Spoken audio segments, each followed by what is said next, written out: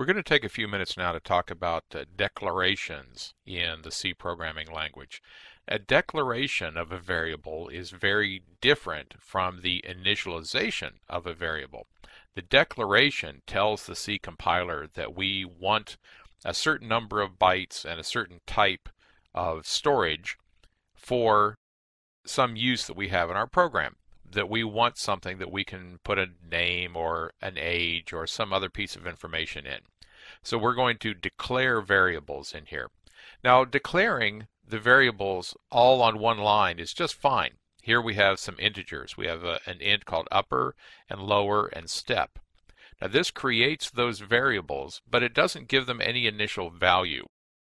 We'll take a look at a point here where they would get an initial value based on where they're created, but if they're just put in our normal program, they are what is called automatics, and they will not be given a value.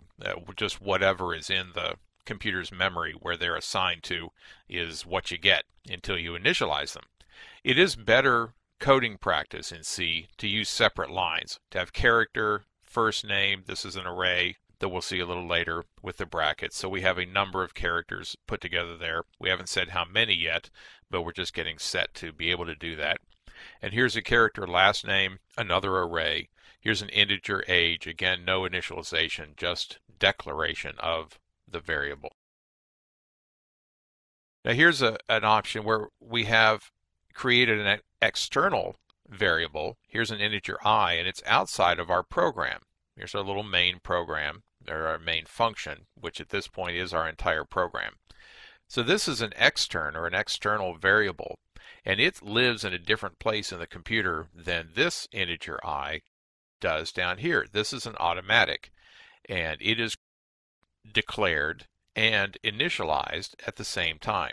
So here we declare an integer I, and we set it equal to the value 0. So that's our best practice, is to get that thing set to some known value before we ever try to use it.